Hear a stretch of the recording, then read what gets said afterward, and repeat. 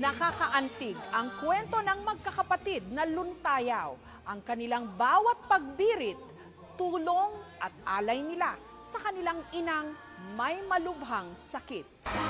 Tuloy-tuloy tayo. Sa programang Wawawin, masayang humarap sa publiko ang magkakapatid na luntayaw. Sa mga taga Negros Occidental, sa tanan ng Mailonggo, mayong hapon sa inyong atanan, aray na kami di sa Wawawin, ha? Hanggang madako ang usapan kung bakit sila narito sa Maynila. Nanay ko na, naipagaling na po kayo dyan. Bale, ano bang karamdaman ng nanay nyo? Chronic kidney disease, stage 5 po, Kuya Will. Ano bang kailangan ni nanay? Ano bang ano? Sana po, mapala rin po kami dito sa Maynila, Kuya Will. At makatapos po sila ng pag-aaral nila. At sabay-sabay po kaming magtulungan para mapagamot po yung nanay namin, Kuya Will, na may sakit ngayon. Maya-maya pa, sinamahan sila ng ilan pa nilang mga kapatid. Nay, pagaling ka, Nay. Mahal na mamahal ka namin. Yung laro na to, para to sa iyo. Sa inyo, para tumagal yung buhay mo. At nag-alay sila ng awitin para sa kanilang may sakit na ina. Tutulog ba ang Diyos? Natutulog ba? Sikapin mo, pilitin mo, tibayan ng iyong puso. Tanging ikaw ang hubog sa iyong buhay. Hanap na kalain, natutulog pa ang diyan. Natutulog ba? Buhay mo ay mayroong halaga sa kanya.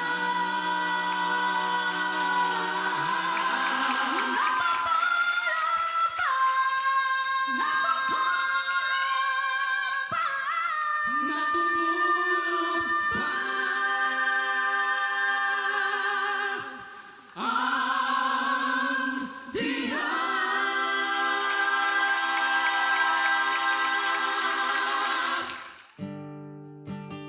Sa San Pedro, Laguna, nangungupahan ngayon ang 5 sa 10 magkakapatid na luntayaw. Dito na rin namin kinamusta ang kanilang inang si Aling Maria na may stage 5 chronic kidney disease. Bukod sa namamanas na ang nanghihina niyang katawan, naninilaw na rin ang kanyang balat. Sabi po ng doktor, end stage na po yan daw ng kidney. Kung kaya dapat na po daw talaga ida-dialysis siya. Panghabang buhay na daw po yung paggagamot sa kanya. Hinang-hina si Aling Maria. Hindi na rin siya nakakalakad ng mag-isa. Ang masasabi ko sa nanay namin na sana magpapakatatag siya na kahit anong mangyari, lagi po niyang tandaan na nandito lang po kami sa tabi niya. Na kahit po naghihirap po kami para po maipagamot siya, handang-handa po kami. Ang tanging pumapawi sa hapding dulot ng kanyang karamdaman, ang malaanghel na tinig ng kanyang mga anak. Salamat po sa Ginoo nga may mga bata ko nga mga senior kag mapuslan ko sa akon nga makabulig sa akon nga pagdialysis.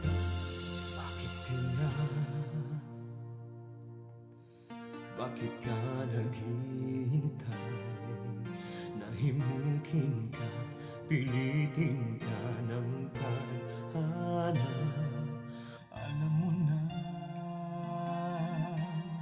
kung bakit nagkaganyan.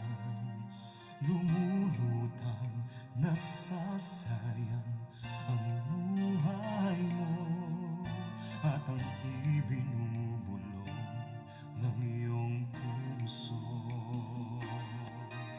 Natutulog ba ang Diyos? Natutulog ba?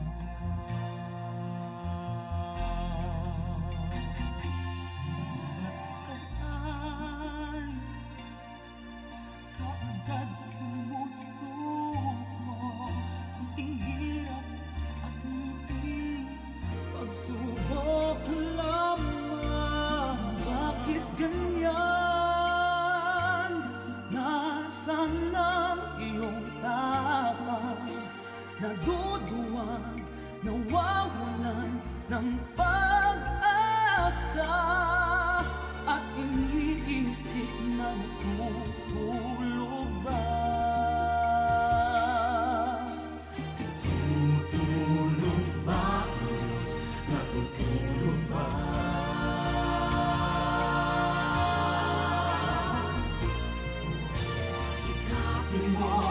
Pilitin mong tibayan namin puso tanging ikaw ang humuhubog sa iyong bukas.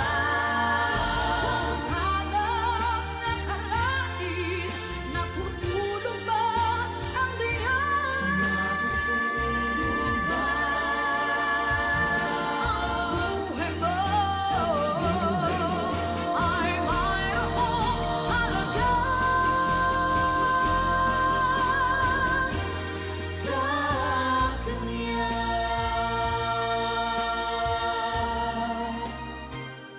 Ipinanganak at lumaki sa Bacolod ang magkakapatid na Luntayaw. Welder noon ang kanilang amang si Mang Rudy. Dating tindera ng kakanin ang kanilang inang si Aling Maria. Bata pa lang ang magkakapatid, laman na raw sila ng mga amateur singing contest. Sa pagdayo nila sa mga patimpalak, may mga pagkakataon daw na naiiwan sila ng biyahe sa mga liblib na lugar. Kaya naranasan na rin nilang magpalipas ng magdamag sa waiting shed. Para po makasali po kami lahat, dinadala po namin yung apelyido, middle name ng nanay namin at tatay namin, yung mga apelyido po ng mga pinsa namin, yun po talaga. Tapos, pagtawag po ng result po, minsan magugulat po kami. Kami palang, nakuha pala namin yung tatlong major prize. Kada contest, umaabot daw sa 10,000 piso ang naiuuwi nilang premyo. Malaking tulong sa pang-araw-araw nilang gastusin noon. Pero taong 2010, madalas na raw mahilo at masuka ang kanilang ina. Kung minsan, hina-high blood din daw ito. Nung una, akala nila simple lang ito. Hanggang nitong nakaraang taon, lumala ang sakit ni Aling Maria. Ang kanyang mga anak na sina Randy at Jessa nakikipagsapalaran na noon sa Maynila. Kaya pinaluwas na rin nila rito ang kanilang ina, ama, at iba nilang mga kapatid para dito na ipa-check up si Aling Maria. At doon na na-diagnose na meron itong stage 5 chronic kidney disease. Ang tanging paraan na naisip nila para maipagamot ang kanilang ina, ang paggamit sa kanilang talento sa pag-awit. Sumali sila sa kabi-kabilang singing contests sa mga piyesta. Pati mga contest sa TV, pinasok nila.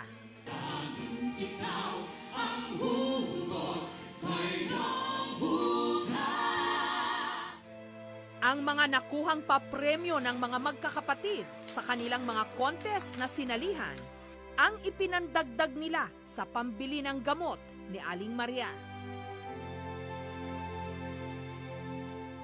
Sina Randy at Jessa, rumakit pa bilang mga singer sa Dubai at Korea. Lahat po ng mga ipon namin nung na-abroad po kami ay napunta lahat po sa nanay namin kasi po gusto po naming madugtungan po yung buhay niya. Si Randy lang ang may regular na trabaho sa kanilang lahat. Ang kinikita niyang 400 pesos kada araw, pinagkakasya sa kanilang mga pangangailangan, pati na ang pag-aaral ng 3 pa nilang nakababatang mga kapatid. Mula kasi nung nagkasakit si Aling Maria, tumigil na rin sa pagtatrabaho si Mang Rudy para may mag-alaga sa kanyang misis. Sa ngayon, sumasailalim si Aling Maria sa peritoneal dialysis at ang kanyang mister mismo ang nagsasagawa nito. May butas sa tiyan si Aling Maria. Dito ipinapasok at dito na rin lumalabas ang mga gamot na naglilinis sa kanyang dugo. Pinili po namin yun, yung inoperahan sa tiyan niya para po kahit daw po, sabi po ng doktor, kahit daw po sa bahay ay pwedeng gawin. Yung tatay ko po, nag-study po kung paano gawin yung dialysis na yun.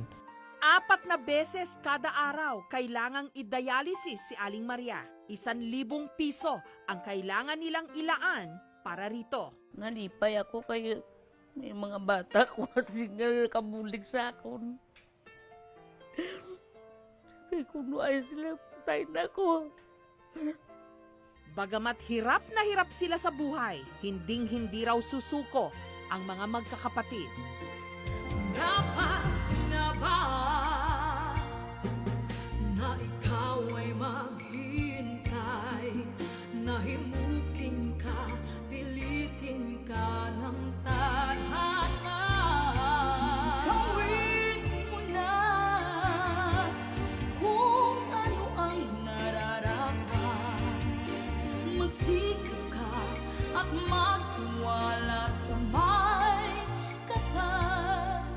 nakahanda ang Diyos umalalay sa'yo.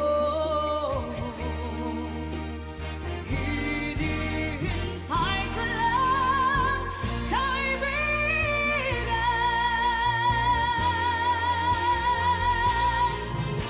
Sikapin mo, pilitin mo, tibayan ng iyong puso. Tanging ikaw ang huhubog sa iyong bukas. Sanang nakalain, natutulog ba ang diyan? Buhay mo ay mayroong halaga sa Kanya. Nananampalataya kami sa Panginoon na gagaling ko siya. Bigyan pa siya ng matagal na buhay para sa amin. Sana huwag siya mawala ng pag-asa kasi kami din po ay hindi po nawawala ng pag-asa. Natulungan siya kasi kung wala po siya, wala din po kami dito ngayon. Sikapin mo, pilitin mo, tibayan ng iyong puso. Tanging ikaw ang humuhubog sa iyong bukas. Sanang nakalain, natutulog ba diyan?